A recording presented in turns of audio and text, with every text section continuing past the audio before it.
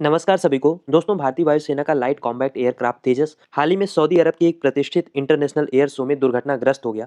इस दुखद हादसे में हमने अपने एक बहादुर विंग कमांडर को खो दिया। ये घटना अपने आप में जितनी दुखद है, उतना ही ज्यादा दुखद है इसकी टाइमिंग और स्थान जहाँ पे ये क्रैश हुआ। ये दुर्घटना उस समय हुई जब तेजस पूरी दुनिया के सामने भारत की एरोस्पेस इंजीनियरिंग का शक्ति प्रदर्शन कर रहा था। यह एक ऐसा मंच था जहाँ पे भारत अपने डिफेंस एक्सपोर्ट्स के बड़े सौदों को हासिल करने की उम्मीद कर रहा था।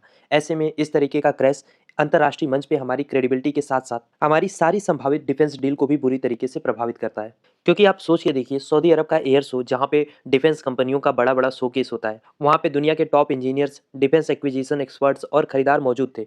भारत ने तेजस को यहाँ पे इसलिए भेजा था क्योंकि हम इसे मलेशिया और फिलीपींस जैसे देशों को बेचना चाहते थे। ऐसे में जो आपका एक संभावित खरीदार है, उसकी आंखों के सामने ही आपका शोकेस प्रोडक्ट अगर क्रैश हो जाता है, तो आपको क्या लग रहा है कितने चांसेस हैं कि वो देश हमारे इस एयरक्राफ्ट को या किसी भी और हथियार को हमसे खरीदेगा। इसीलिए ये घटना जितनी दुखद है, उतनी शर्मनाक भी है हमारे देश के लिए। और ये दुर्घटना हमें कहीं न कहीं एक सेल्फ असेसमेंट के लिए मजबूर करती है कि क्या हम प्रचार की हकीकत को सच मान के एक अधूरे और फॉल्टी प्रोडक्ट को दुनिया के सामने ले जाके उसे बेचने का क्लेम करते हैं, वो भी स्वदेशी गौरव और आत्मनिर्भर भारत के नाम पे। क्योंकि आपको याद होगा, प्रधानमंत्री मोदी से लेके पूरी गोदी मीडिया इसको स्वदेशी के नाम पे इसका परचम लहरा रही थी। लेकिन हकीकत ये है कि इस फाइटर जेट की इंजन से लेके रडार तक, इसके वारफेयर सूट से लेके इसमें जो भी इंपॉर्टेंट सेंसर लगे हैं, सब कुछ विदेशों से आया हुआ है। भारत में केवल पेचकस टेक्नोलॉजी के जरिए इसकी असेंबली हुई है। तो आप इसको कैसे 100% स्वदेशी प्रोडक्ट कह के क्लेम कर सकते हैं? तो कहीं न कहीं ये एक झूठे नैरेटिव और प्रोपेगेंडा का पार्ट है, हकीकत से कोसों दूर। और ये कोई पहला इंसिडेंट नहीं है। इससे पहले मार्च 2024 में भी तेजस का एक विमान राजस्थान के जैसलमेर के पास क्रैश हुआ था।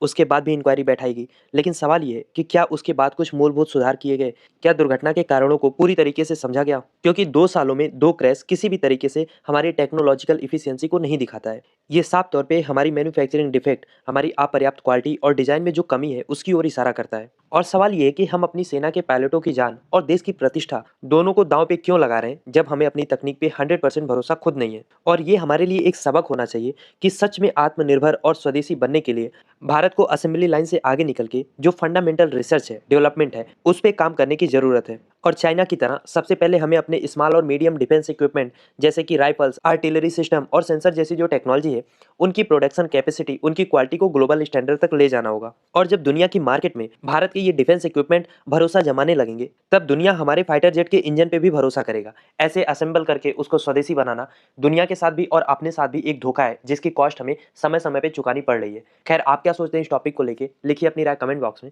और इस टॉपिक का कंप्लीट वीडियो आप डायरेक्टली चैनल पे भी जाके देख सकते हैं।